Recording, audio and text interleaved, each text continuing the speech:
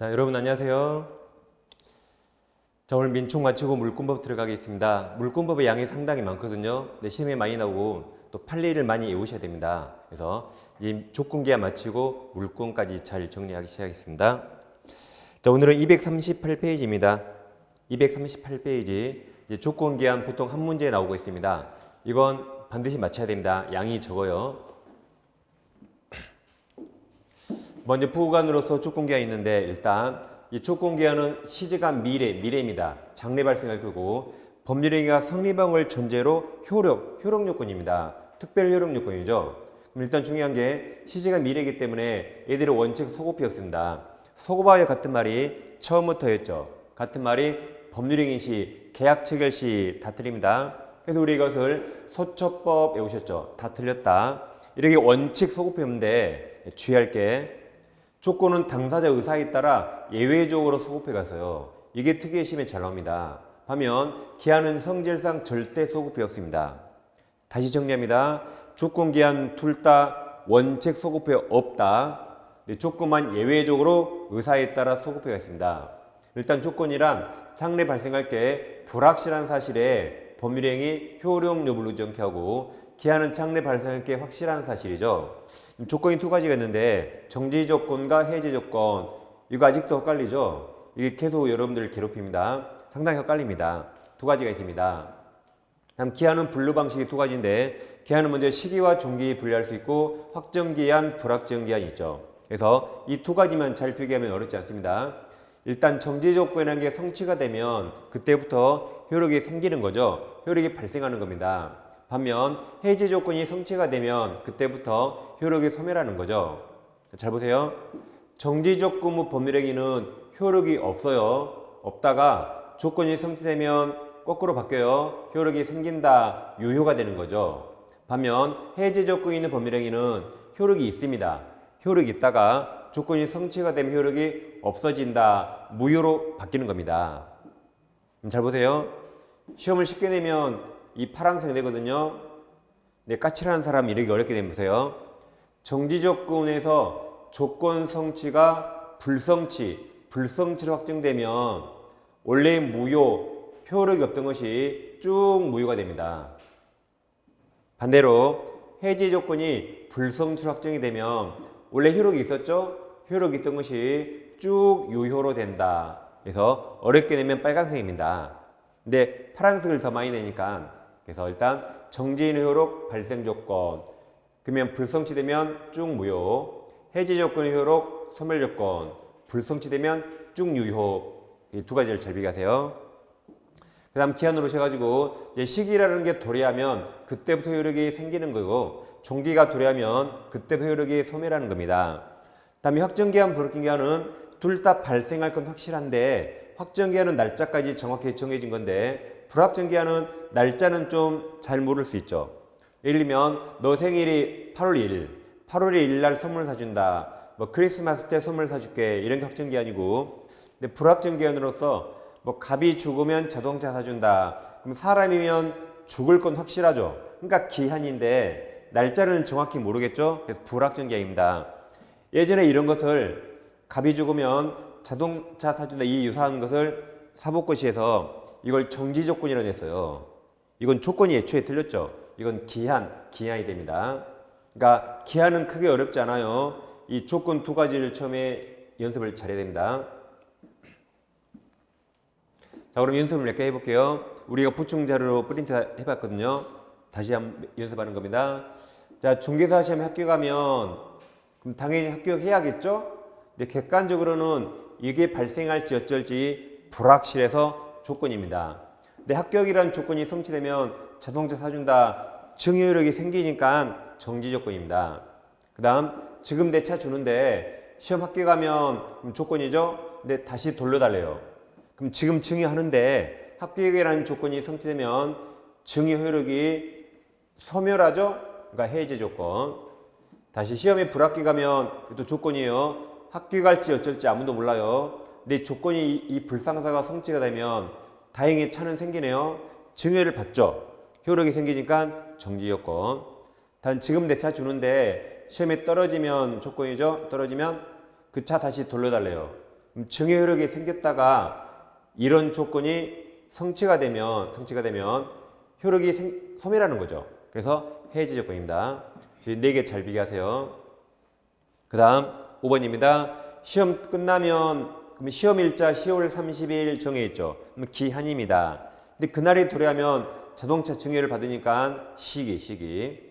다음 지금 내 차 주는데 시험 끝나면 기한이죠. 다시 돌려줘. 그럼 증여 효력이 생겼다가 증여 효력이 소멸하니까 종기가 되는 거죠. 그 다음 임대차 하는데 2021년 6월 10일이 시기죠. 이때부터 2023년이 종기. 이날 이후로 짐 싸야 되죠. 종기입니다. 다음 8번 같은 것도 가끔 시험에 나옵니다. 가끔. 자, 8번은 매매 목적물입니까? 소유권입니까? 목적물을 일단 매수인에 이전하지만 매수인이 매매대금 모두 지급할 때까지 매매 목적물의 소유권이죠.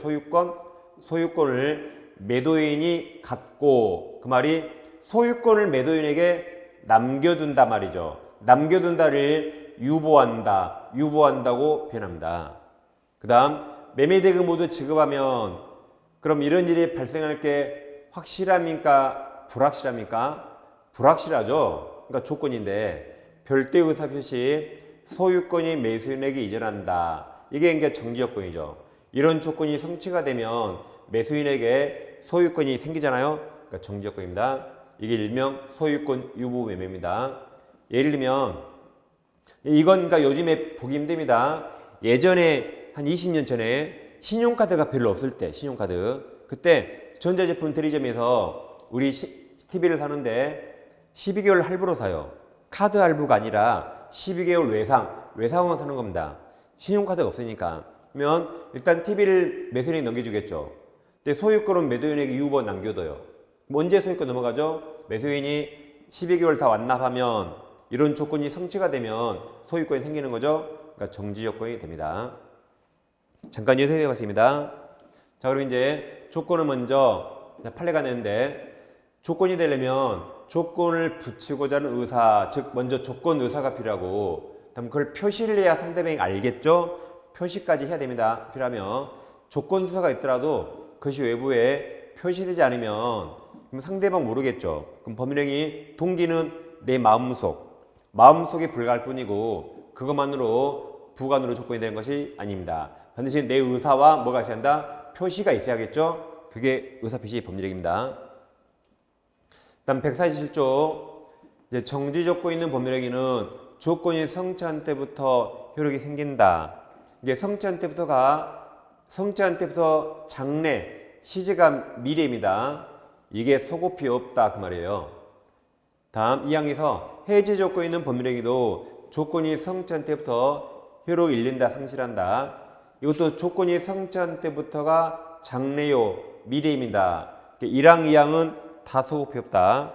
3항이 특이합니다. 당사자가 조건 성취력을 그 성취 전에 소급하게 의사를 표시한 때는 예외적으로 그 의사에 한다. 이 3항 때문에 조건은 예외적으로 소급해가 있어요. 근데 기한과 비교해 볼게요. 자, 152조 기한입니다. 기한. 일단 기한은 사망이 있어요, 없어요? 사망 없죠. 그러니까 소급해가 없어요. 1항에서 시기 있는 법률행위는 기한이 도래한 때부터 이게 장래요예요. 기한이 도래한 때부터 시제가 미래입니다. 소급해 없어요. 효력이 생기는 것이고 2항에서 종기 있는 법률행위는 기한이 도래한 때부터 미래입니다. 소급해 없어요. 효력을 상실한다죠. 그러니까 이건 소급해 없다. 그러니까 여기 보세요. 여기 초록색 글씨 보여요?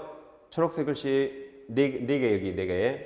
이게 다 소급해 없답니다. 그래서 이 자리에 소급하여 처음부터 법률행위 시부터 넣으면 틀립니다. 그러니까 소초법 틀려요.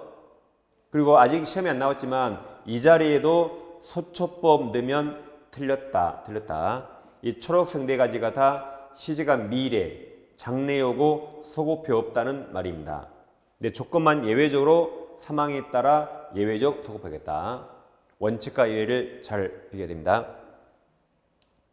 그 다음에 이제 조건이 기성 조건과 불능 조건인데 이게 시험에 제일 많이 나왔죠. 기성이란 이미 성취된 조건, 불능이란 이미 성취할 수 없는 불가능인 조건입니다.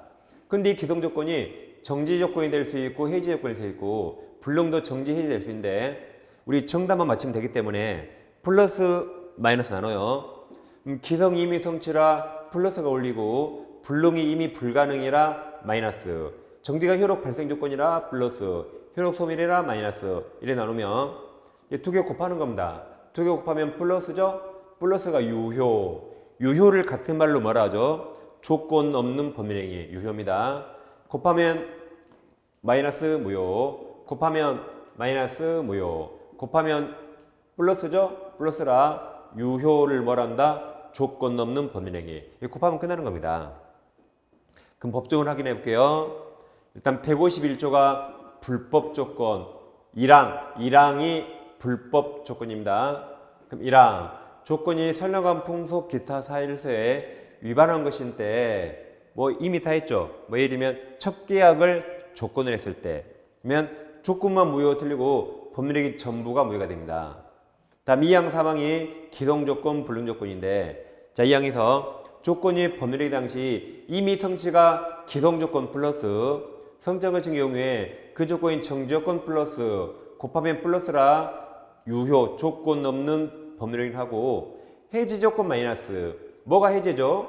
지금 2항은 이 기성 조건이 해제란 말이죠. 곱하면 마이너스라 무효 맞습니다.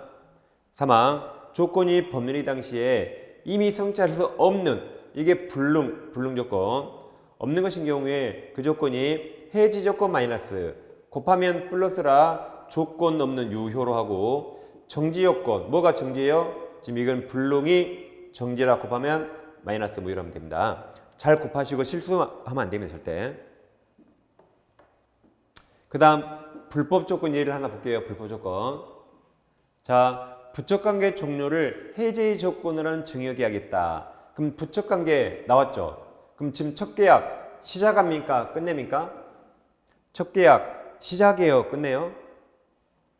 시작하는 거죠. 첩을 꼬시려고 뭔가를 줘야겠죠. 첩을 꼬시려고 일단 증여 주는데 앞으로 너랑 나랑 첩관계 끝나면 다시 내놔줘. 해지 조건이 증여가 법률행위니까 증여 효력이 소멸하는 거죠. 그럼 줬다가 다시 돌려줘 그 말이죠. 그래서 일단 첩을 꼬시려고 주는데 앞으로 너랑 나랑 관계 끝나면 다시 돌려줘. 그러니까 첫 계약 시작하죠. 시작합니다. 그럼 무효인데 자 조건 없는 법률행위 이건 유효란 말이라 틀렸고 조건만 무효 틀렸다 해서요. 조건뿐만 아니라 증여계약 법률행위 전부 자체가 무효가 됩니다. 이게 정답이죠. 그리고 기성조건, 불능조건 잘 곱하면 됩니다. 다음 이제 조건과 기한 똑같은데 조건 기한을 붙일 수 없는 법률행위 즉 친하지 않는 게 있는데 이게 단독행위와 가족보상 법률행위입니다.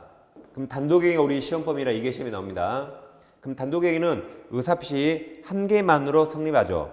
상대방 동의 필요 없죠. 한 개만으로 성립하기 때문에 원칙 조건 기한 붙일 수 없습니다. 이걸 내 마음대로 붙이면 상대방에게 피해가 될 수 있어요. 원칙 붙일 수 없다. 근데 예외적으로 상대방에게 피해가 되지 않을 때 상대방이 동의했거나 상대방에게 이익만 준다. 이땐 예외적으로 붙일 수 있습니다.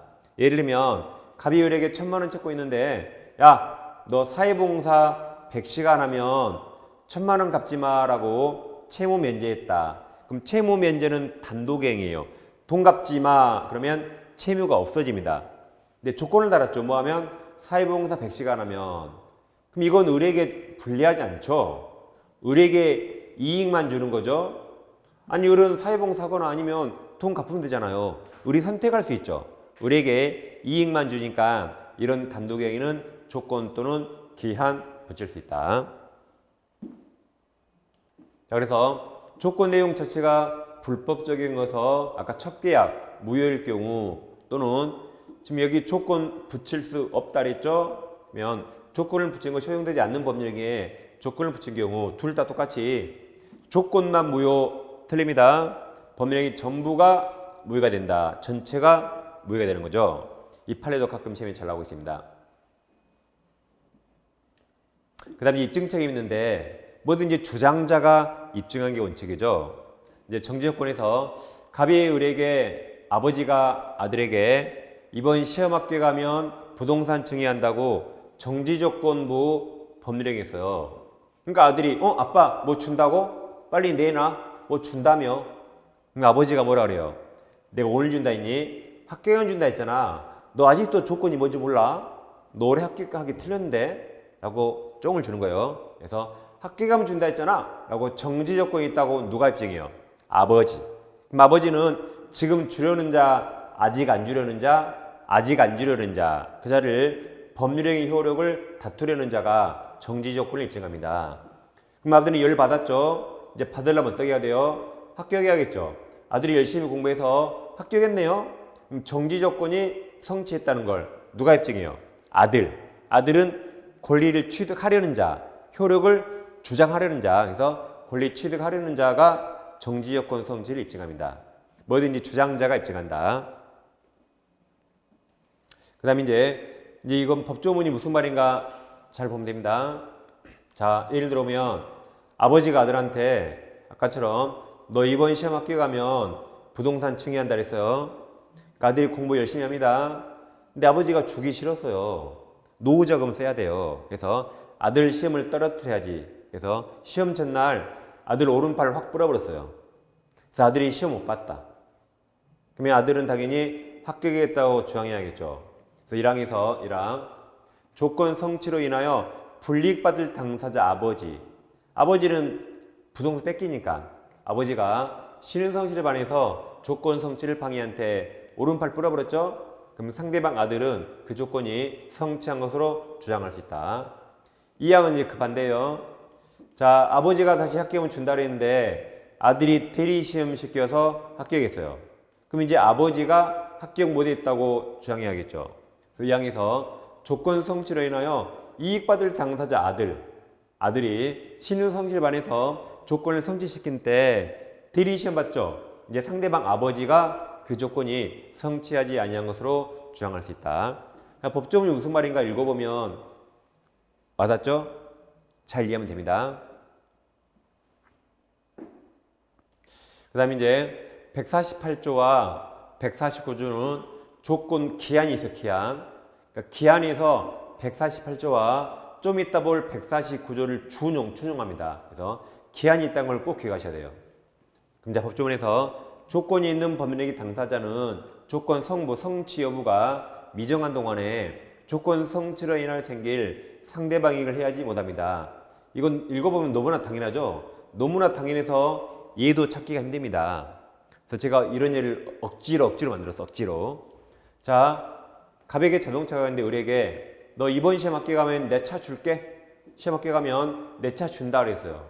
그럼 을이 열심히 공부하겠죠. 그러니까 조건 성취 여부가 지금 미정이에요. 을이 열심히 공부하고 있죠. 근데 갑이 자동차 막 엔진을 파손시켜요. 그럼 될까요? 안 되겠죠. 을이 합격하면 온전한 자동차를 주하겠죠. 이렇게 상대방 이익을 하면 안 되겠죠. 그 다음 149조가 중요합니다. 여기도 뭐가 있다? 기한부, 기한. 그럼 자, 조건 성취가 미정한 권리 의무 또는 가로 열고 기한부 권리는 일반 규정 5에서 다음 첫 글자 다 외워요. 첫 글자 처상보담 할 수 있다. 시험은 있다 아니면 없다예요. 없다 틀렸죠. 그래서 조건부 권리든 또는 기한부 권리든 다 뭐 할 수 있다? 처상보담 할 수 있다. 그냥 외우면 됩니다. 기한부 조건보다 처상보담 할 수 있다. 외우세요. 그 다음 이제 계한으로 옵니다. 자, 아까 152조 봤죠? 시기는 도래하면 장래요 효력이 생긴다. 종기가 도래하면 장래요 효력이 소멸한다 그랬고 사망이 없어서 절대 소급이 없다. 자, 그럼 판례가 하나 있는데 어렵습니다. 갑과 을이 임대차에서 임차인이 보증금 지급하고 임대인이 목적물 점유를 넘겼죠. 근데 임대차가 끝납니다. 근데 을은 목적물을 반환하고 임대인 갑은 보증금을 반환해야겠죠. 근데 갑이 보증금 내줄 돈이 없어요.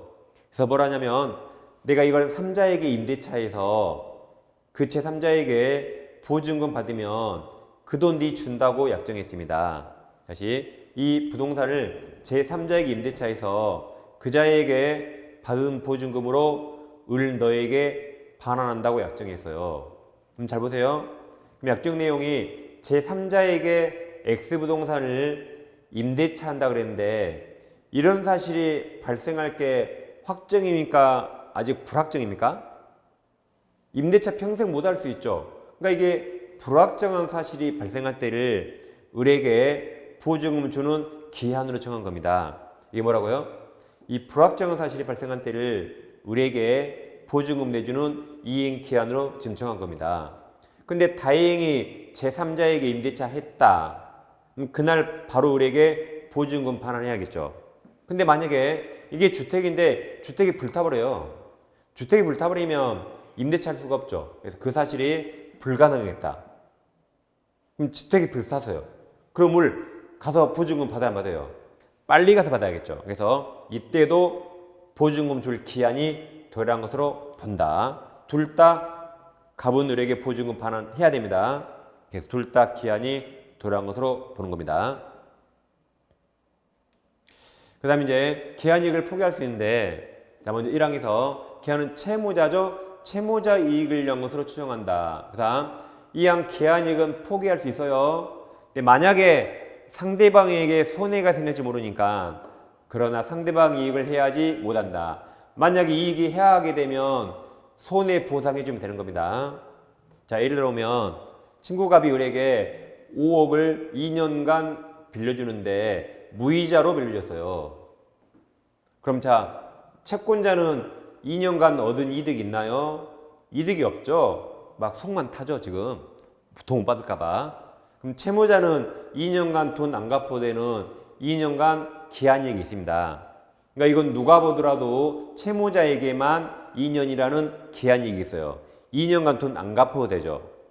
근데 만약에 갑은행에서 을에게 5억을 2년간 빌려주는데 당연히 이자부로 빌려주겠죠. 이 사건은 은행도 2년간 이자 받을 이익이 있고 채무자도 2년간 돈 안 갚을 이익이 있죠.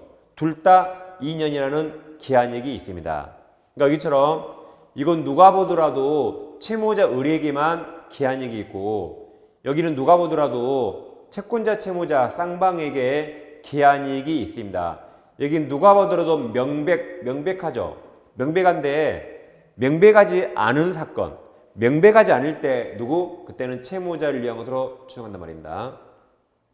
자, 그럼 을은 2년간 돈 안 갚아도 되죠? 2년간? 근데 을이 로또 맞았어요. 그래서 6개월 만에 돈 갚아버립니다.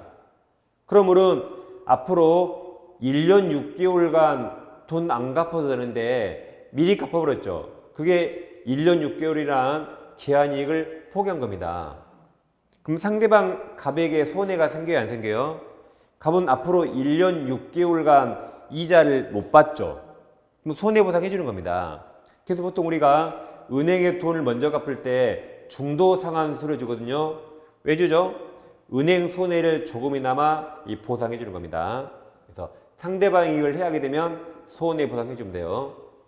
이렇게 법조문을 이해하시면 되겠습니다. 그럼 이제 문제는 기한이익 상실 특약이라는 게 있는데, 자, 갑이 5년간 2년간 5억을 빌려주는데 매달 이자 100만 원을 받기로 했어요. 그러면서 뭐라냐면 채무자 너 만약 2개월 연체하면 너 전액 다 돈 내놔 라고 했다. 너 2년 무시하고 전액 다 변제하기로 결정했다 해보세요. 그럼 이게 기한이익 상실 특약이죠. 원래 2년간 돈 안 갚아도 되는데 연체하면 나머지 기한이익을 다 상실하는 거죠. 근데 이렇게 약정했는데 우리 정말로 2개월 연체했습니다. 그러면 자, 우리 정말로 2개월 연체하면 즉시 나머지 전액을 변제해야 된다고 해석하면 이걸 정지조건부 기한이익 상실특약 그래요.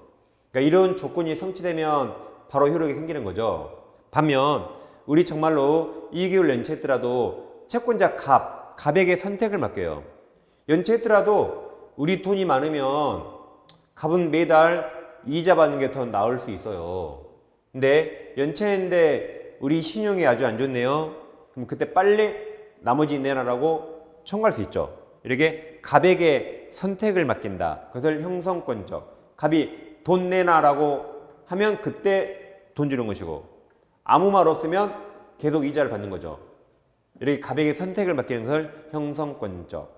그럼 자, 기한이익 상실되면 채권자에게 유리합니다. 채권자는 돈 빨리 받을 수 있으니까. 그래서 이건 채권자를 위한 것입니다. 그러면 이 둘 중에 어떤 게 채권자에게 더 유리하죠? 잘 모르겠죠. 여기서는 빚을 좀 져보면 알아요. 저는 빚을 많이 져봐서 이거 보자마자 너무나 딱 와닿거든요.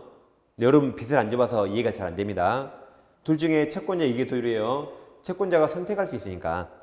따라서 기한이익 상실세 계약이 둘 중에 뭔지 분명하지 않다. 그때는 채권자를 위해서 형성권적으로 추정합니다. 그래서 이해가 안 되니까 외워요. 외웠습니다. 내가 아는 이 형이 기한이 형이 있어요. 기한이 형이 공부를 잘해서 기한이 형이 성적이 좋다 외우세요. 다시 기한이 형이 성적이 좋다 외워요. 그러니까 굳이 힘들게 이런 건 이해할 필요 없어요. 그냥 기한이 형 하면 끝나잖아요. 그러니까 우리 문제를 풀어야 되니까 이해하는 것과 외우는 것 뭐가 더 편한가 보는 겁니다. 이건 이해하는 그냥 기한이 형 외우면 편하죠. 그래 외우세요. 1초 만에 딱 풀 수 있습니다. 여기까지 이제 민법 총칙을 마치고 이제 물권편에 들어가겠습니다. 자, 이제 책은 243페이지 오세요. 243페이지. 이제 앞부분은 시험에 거의 안 나옵니다. 뭐 한 지문 정도 나와봤자. 그래서 246페이지 와보세요. 246. 이 중간에 파란색 2번 물권적 초험권 있습니까? 거기 그 전까지는 이제 시험에 별로 안 나와요. 시험은 물권적 초험부터 나오죠. 그래서 그 앞 내용을 우리가 교양 삼아서 한번 해봅니다. 교양 삼아서 가끔 시험에 나오니까. 그리고 지금 이 내용을 모르면 민법이고 다른 법을 할 수 없으니까 교양으로 잠깐 보는 겁니다. 자, 그럼 물권에서 먼저 물권 법정지가 있는데 물권은 법률 또는 관습법에 관해는 임으로 마음대로 만들지 못한다. 그러니까 물권은 누구에게나 주장할 수 있죠. 그러니까 미리 법에 딱 정의했던 겁니다. 그러면 관습법이란 법조문이 없지만 대법원 판례가 인정하는 것을 관습법이라죠. 먼저 물권은 먼저 점유권과 본권 좀 비교해 보겠습니다. 점유권이란 물건을 사실상 지배하면 도둑놈도 인정되는데 본권이란 점유할 수 있는 정당한 권리입니다. 예를 들면 소유권 내 건데가 정당하게 점유할 수 있죠. 그다음 전세권 임차권은 정당하게 빌렸잖아요. 그러니까 정당하게 점유할 수 있다. 이처럼 본권이란 물권과 채권을 포함해서 점유할 수 있는 정당한 권리를 본권이랍니다. 반면 점유권이란 본권이 있든 없든 도둑놈이더라도 물건을 사실상 지배하며 인정되는 게 점유권입니다. 예를 들면 갑소유 자전거가 있는데 갑소유 자전거 갑이 타고 다니죠. 현재 갑에게는 소유권 같은 본권이 있고 갑이 타고 다니니까 점유권도 있습니다. 근데 그 자전거를 중학생이 훔쳐왔어요. 훔쳐서 을이 타고 다닙니다. 그럼 자전거 소유자 누구죠? 여전히 갑이죠. 그래서 을은 본권 없죠. 을은 뭐 소유권이나 빌린 것도 없죠. 본권 없습니다. 그러더라도 을이 자전거를 타고 다니면 을에게는 점유권이 있는 거죠. 그럼 갑 점유 뺏겠죠. 그럼 갑은 점유권을 상실합니다. 그래서 방금 전까지 갑은 본권과 점유권을 같이 가지고 있다가 점유를 을에게 뺏긴 순간 점유권은 곧바로 소멸합니다.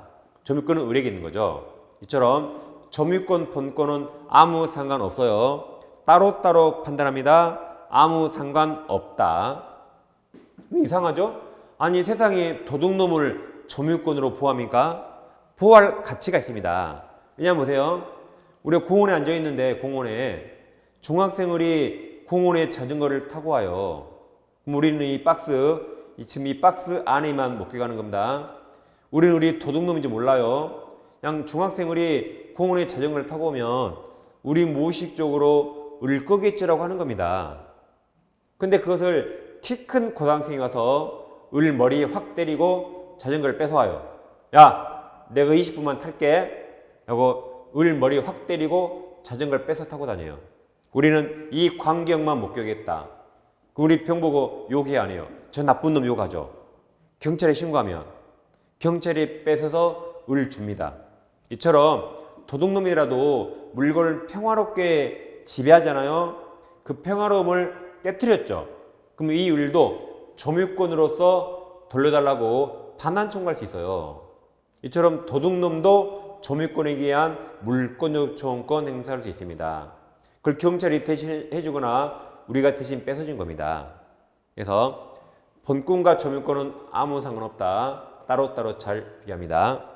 그 다음에 이제 아까 관습법상 물권이 있었는데 이건 가끔 시험에 나옵니다. 그럼 세 가지 외웁니다. 첫째는 아예 관습법 써있죠. 관법지. 또 이제 분묘기지권. 셋째 동산연관. 뭐 세 가지 외우세요.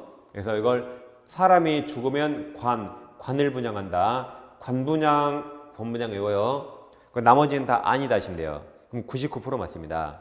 그럼 아닌 게 온천에 관한 권리는 관습상 물권 아닙니다. 왜 아니에요? 관분양 아니니까. 그 다음 사도통행권도 아니에요. 왜 아니에요? 관분양 아니니까. 다음 근린공원 이용권도 아니다. 왜 아니에요? 관분양 아니니까. 다음 이게 시험에 잘 나오는데 이런 관습상 물권 없어요. 이런 물권 왜 없어요? 너무 길잖아요. 여기 딱 딸랑 몇 글자씩인데 이건 엄청 긴 두 줄. 글자 수부터 다르잖아요. 그러니까 이런 거 없다. 보나마나 관분양 아니니까. 그러죠? 그럼 자 4번 미등기 무과금물의 양수인이 매수인이죠. 그럼 매수인은 등기하지 않으면 죽어도 물권 취득 못합니다. 이 사람 등기했어요? 안 했어요? 아니면 잘 모른다? 등기했단 말이 없죠? 그럼 안 한 겁니다. 잘 모른다가 아니라 등기했단 말 없죠? 안 한 거예요. 딱 정확해야 됩니다. 안 했으니까 죽어도 물권 취득할 수 없다. 따라서 관습상 물권도 없다. 왜요? 관분양 아니니까. 관분양 외우시면 됩니다.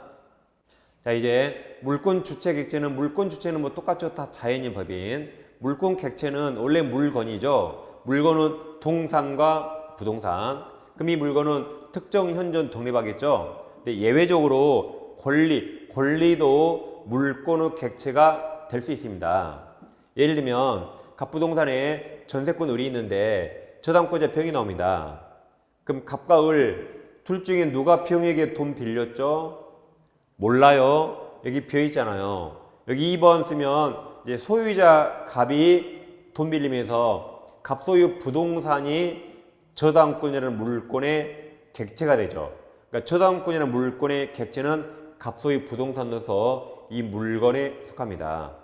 이번에 등기불구에서 전세권을 이루는데 이제는 1-2라고 저당권 병이 있다. 그럼 이 1번 전세권의 저당권은 목적이 된 거죠. 그럼 을이 돈 빌리고 이때 저당권이라는 물권의 객체는 전세권입니다. 이처럼 지상권 전세권은 저당권의 객체가 될 수 있어요. 그럼 얘들은 권리죠. 이렇게 권리도 물권의 객체가 될 수 있다. 이걸 이해하시면 되겠습니다. 그 다음 이제 물건은 동산, 부동산 있죠. 먼저 부동산은 토지와 그 정착물이 부동산이고 나머지 다가 동산입니다. 그래서 여기 토지가 있다면 토지 상하에 수만 가지 정착물이 있죠. 먼저 건축물이 존재하고 이게 모래예요. 백사장 모래가 있고 암석, 자갈, 바위가 있고 도로 포장이 있고 터널이 있고 수목이 있어요. 이 수목은 지금 땅에 심어 있어요. 정착물이라 뭐다? 지금 땅에 심어 있다. 그 사과나무가 사과에 열려 있죠. 이게 수목이고 사과나무는 아직 안 땄죠? 안 딴 것을 미분리 과실. 그러니까 다 토지 정착물이죠. 그 지하에는 지하수나 온천수 걸러요. 그러면 여기서 토지와 독립된 물건은 건축물입니다. 나머지 여기 빨강 박스에 온 건 다 토지예요. 다 토지 일부입니다. 토지 일부 구성 부분이에요. 그래서 이 토지를 팔면 건물만 안 팔렸어요. 나머지 다 팔린 겁니다. 온천수 팔렸어요. 사과나무 100그루 팔렸어요. 사과 10,000개 팔렸습니다. 도로 포장 다 팔린 거예요. 그러니까 그걸 토지 매매가에 포함시켰어야 되죠. 이처럼 토지와 독립된 물건은 건물이고 나머지는 결국 다 토지입니다. 그러니까 우리가 부동산을 토지 건물 한 이유가 나머지 다 토지거든요. 그러니까 토지와 건물 두 가지죠. 이 중에 건축물과 이 수목을 좀 자세히 살펴보겠습니다. 건물은 자 토지와 독립된 물건이죠. 만약에 건물이 현재 건축 중이다. 언제부터 토지와 독립된 건물이 될까요? 주기지가 있으면 그때부터 토지와 독립된 건물이 됩니다. 이게 민법상 건물이에요. 민법상 건물은 주기지가 있으면 그때부터 민법상 건물이 됩니다. 근데 여러분 이 차에서 건축법상 건물이 따로 있죠. 건축법에서 건물은 지붕과 기둥 또는 벽입니다. 서로 정의가 다릅니다. 그럼 여러분 중개사법에서 중개 대상물로서 건축물은 민법 정의를 따를까요? 건축법을 따를까요?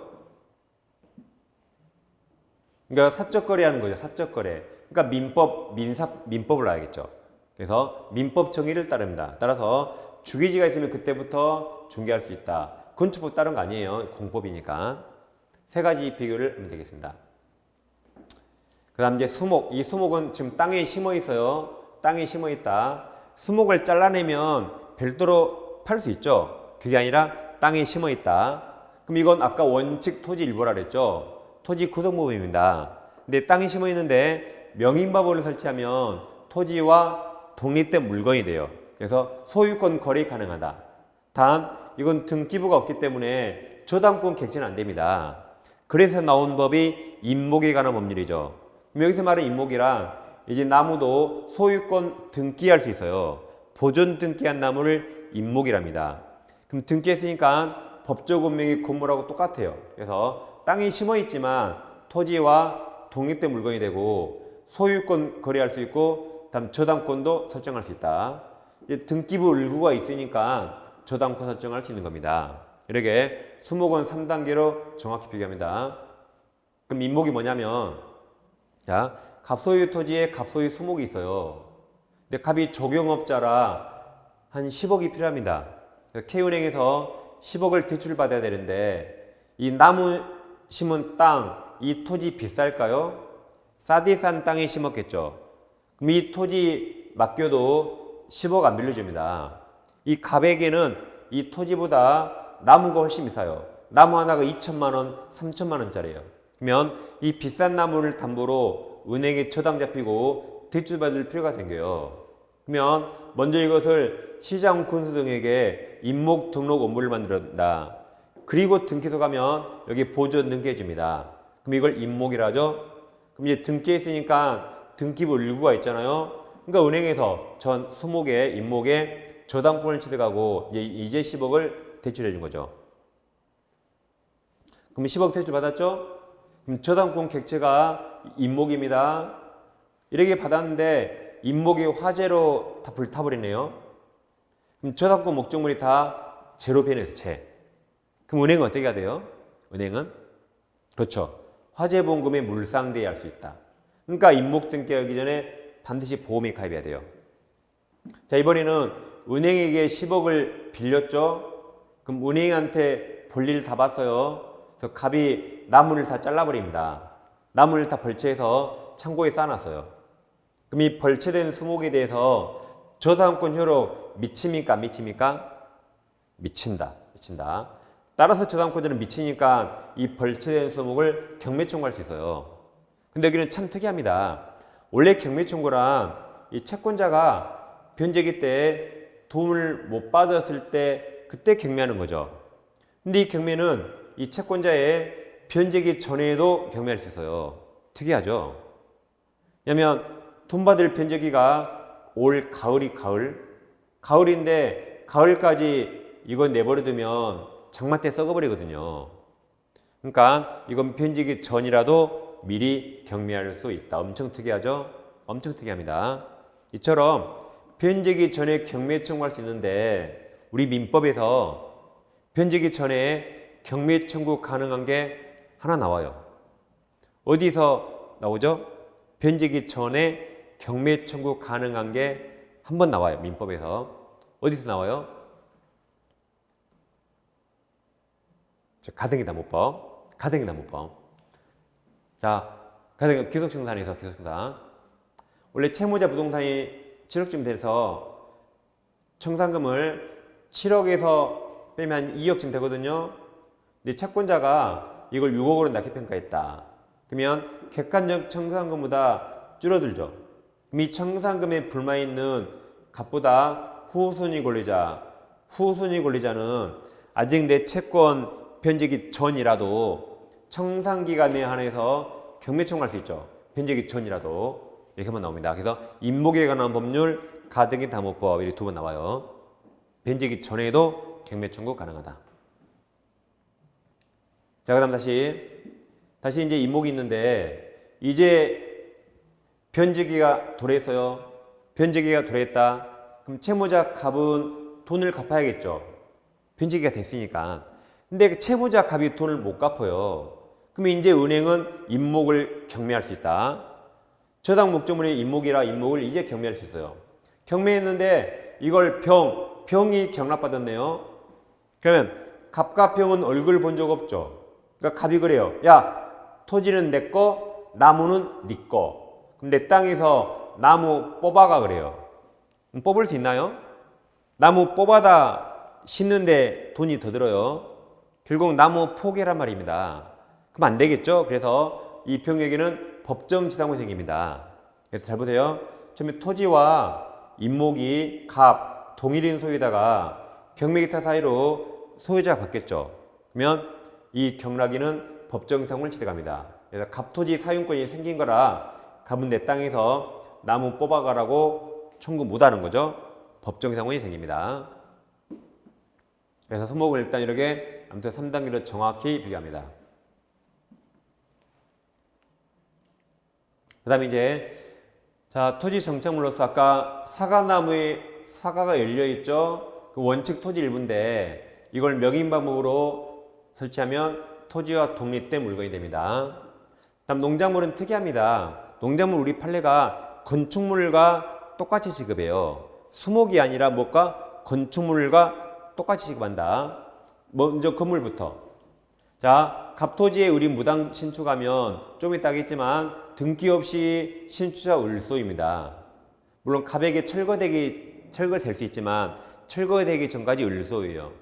이걸 병에게 팔았네요. 그럼 매매는 법률행위죠. 그럼 법률행위로 물권을 취득하려면 죽어도 등기해야 돼요. 을이 미등기라 병 등기 안 하면 병은 물권 취득할 수 없습니다. 여전히 을소유가 되는 거죠. 마찬가지 갑소유 토지 농작물을 불법 경제하겠다. 그럼 농작물은 공시방법이 명인방법인데 여기처럼 공시 없이도 경작자 을소유가 됩니다. 불법 경작자 을소유. 이걸 병한테 팔면 이건 병은 공시방법을 갖춰야 돼요. 안 갖추면 소유권 취득할 수 없다라고 이게 건물하고 똑같다. 옛날에는 농작물이 많은 부자였어요. 지금 건물이 많은 부자지만 옛날에는 농작물이 부자라 똑같이 평가합니다. 우리 판례가. 소목으로 보면 안 됩니다. 그 다음에 이제 자, 다시 교양으로서 자, 종물은 주물에 따라다닌 거죠. 예를 들면 주유소를 팔고 나는 주유기 안 팔았는데요. 주유기로 막 줄넘기 합니까? 안 되겠죠. 당연히 따라간다. 횟집을 팔아놓고 소쪽간에서 혼자 목욕합니까? 소쪽간에서 물 떠놓고 목욕해요? 안 되겠죠. 당연히 따라간다.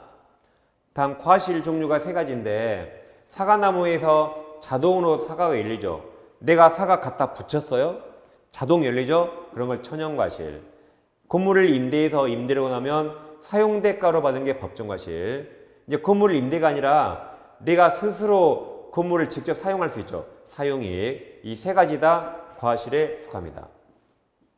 그 다음에 이제 일물일권주의가 있는데 일물일권이란 물건 하나에 권리 하나인데 서로 양립할 수 있다면 여러 개 권리 나올 수 있어요. 양립할 수 없다면 하나만 나온다가 일물일권입니다. 물건을 세는 단위가 토지는 한 필, 두 필, 필지로 세죠. 건물은 한 동, 두 동, 동당이 셉니다. 여기 한 필지 토지가 있거든요. 여기에 소유권자 갑이 있다. 갑. 그럼 또 다른 소유권자 을 나올 수 있나요? 나올 수 없죠. 소유자는 한 명만 나야 돼요. 그럼 소유자 갑이 있는데 여기 전세권 나올 수 있나요? 가능합니다. 소유권과 용의물권은 양립할 수 있어요. 그러면 이제 갑이 아니라 을이 사용하는 거죠. 그러면 전세권이 있는데 저당권 나올 수 있나요? 나올 수 있어요. 저당권은 목적물을 점유하지 않거든요. 을은 점유하죠. 겹치지 않죠? 양립할 수 있다. 그러면 전세권이 있는데 자 보세요.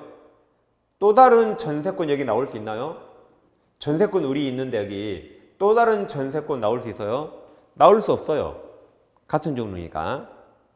그러면 전세권이 있는데 지상권 나올 수 있나요? 이 토지에 전세권이 있는데 지상권 나올 수 있어요? 나올 수 없습니다. 이것도 점유하는 권리, 이것도 점유하는 권리. 그럼 도대체 누가 이 토지를 사용해요? 양립할 수 없어요. 하나만 나와야 된다. 같은 종류거든요. 사용하는 권리. 그럼 저당권이 있죠. 그럼 또 저당권 나올 수 있나요? 나올 수 있어요. 얘들은 점유하지 않으니까. 이렇게 양립할 수 있다면 여러 개 나올 수 있어요. 양립할 수 없다면 한 개만 나온다가 일물일권입니다. 자, 이 토지가 있는데 토지 일부의 소유권 설정할 수 없죠. 저당권도 안 됩니다. 이건 전부에만 나올 수 있어요.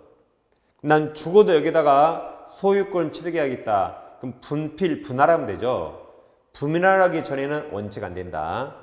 근데 분할하지 않았더라도 일부만 빌려줄 수 있죠. 그래서 전세권, 지상권, 임차권 셋 중에 하나 가능하다. 빌릴 수 있어요. 이제 건물 와보면 한동 건물이면 원칙 소유권이 한 개야 돼, 한 개야 된다, 원칙. 이게 일물일권주예요. 근데 아파트라면 아파트 101동에 소유권 한 개입니까?